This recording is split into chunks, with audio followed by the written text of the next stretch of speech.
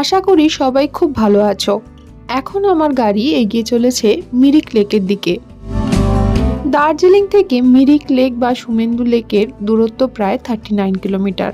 আবার মিরিক লেক থেকে বাগডোগরা এয়ারপোর্টের দূরত্ব প্রায় 46 কিলোমিটার।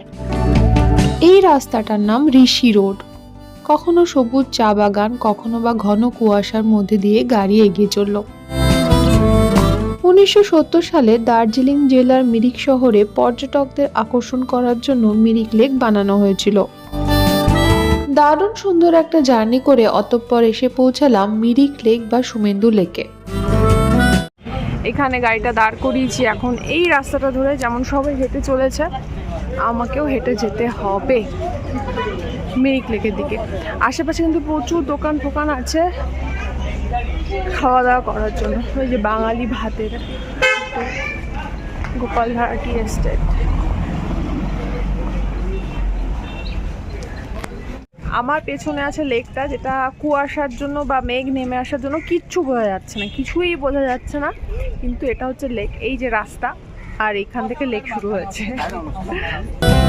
আগের বার দার্জিলিং যাওয়ার পথে যখন মিরিক লেকে এসেছিলাম, তখন গাড়িটা একটা অন্য জায়গায় দাঁড়িয়েছিল। সেখান থেকে প্রায় 300 মিটারের মতো পথ জলাভূমির মধ্যে দিয়ে পায়ে হেঁটে তবেই মিরিক লেকের ব্রিজে এসে পৌঁছেছিলাম। বুঝতে পারলাম 2 বছর আগে ড্রাইভার দাদা বেশ বোকা বানিয়েছিলেন। আসল পার্কিং প্লেস হচ্ছে এইটা, আর এখান থেকে হেঁটে প্রপার মিরিক লেকের সৌন্দর্য উপভোগ করা যায়। এই জায়গাটা দেখতে অনেকটা দার্জিলিং এর ম্যাল রোডের মতো। এটা হচ্ছে মিরিক লেকের ওপরে থাকা সেই ব্রিজটি, যেটি প্রায় 80 মিটার বা 260 ফিট লম্বা, এবং এর নাম ইন্দ্রাণী পুল।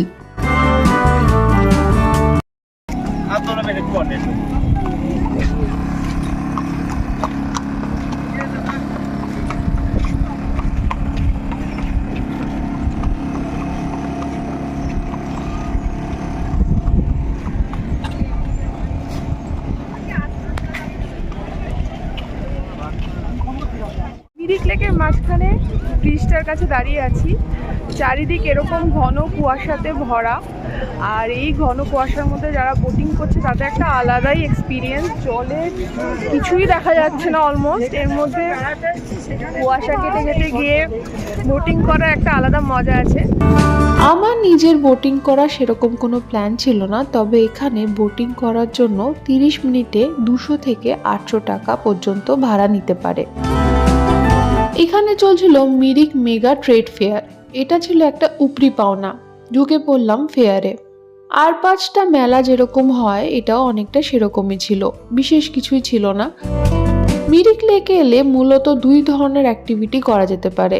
একটা হচ্ছে মিরিক হ্রদের মধ্যে বোট রাইডিং, আর 2 নম্বর হচ্ছে হর্স রাইডিং।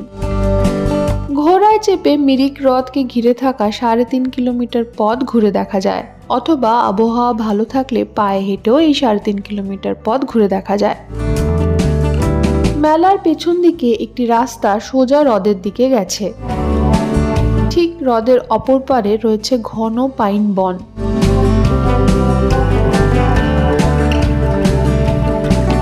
এই মিরিক হ্রদের গভীরতা কোথাও কোথাও 3 ফিট, আবার কোথাও কোথাও 25 ফিটের মতো।